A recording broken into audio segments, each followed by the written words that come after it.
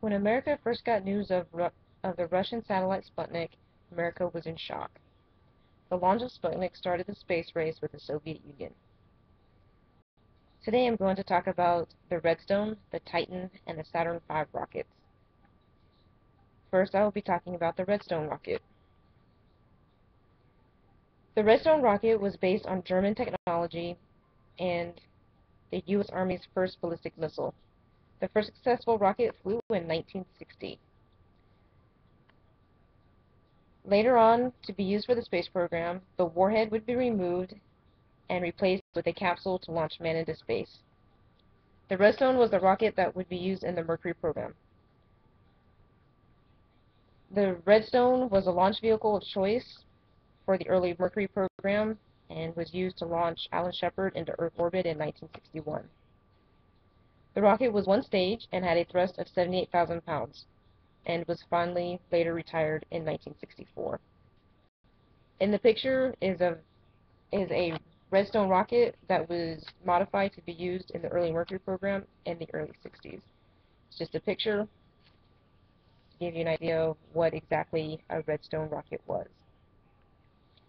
Secondly, in the picture is a Titan rocket with a Gemini capsule on top, and this is also from the mid-60s. Again, it was just to give you an idea of what a Titan rocket was. The Titan rocket was originally developed as an ICBM, or Intercontinental Ballistic Missile. It was built by what would be known as Lockheed Martin for the Air Force in the 1950s. The Titan I rocket was a two-stage missile fueled by kerosene and liquid oxygen and was designed to deliver a nuclear warhead to the Soviet Union if needed. The Titan II rocket was a two-stage rocket, 109 feet tall, and weighed 340,000 pounds and had 430,000 pounds of thrust in the first stage and 100,000 pounds in the second stage. The last of the Titan II rockets were deactivated from 1982 to 1987, and NASA converted the missiles to launch vehicles to launch the Gemini capsule into orbit. The Titan rocket was the first time multi-stage rocket would be used in the U.S.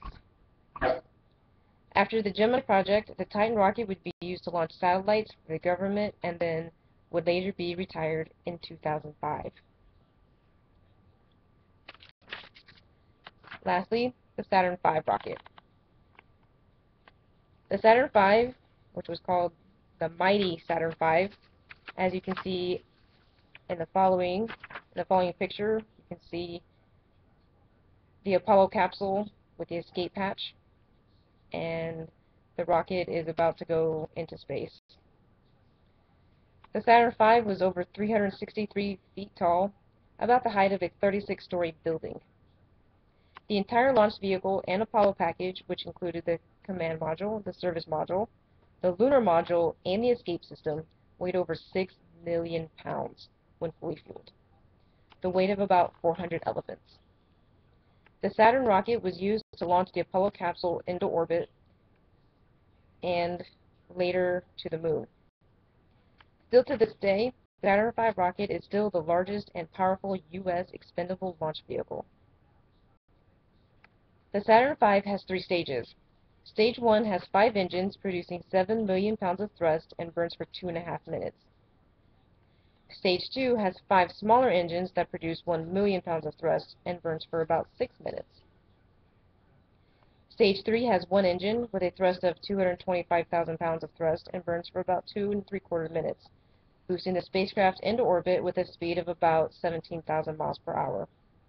The stage is shut down and is later restarted. Once restarted, the stage will burn for an additional 5.5 minutes, putting the spacecraft at a speed of about 25,000 miles per hour, which is fast enough to break Earth's gravity and put it on a lunar trajectory for the moon.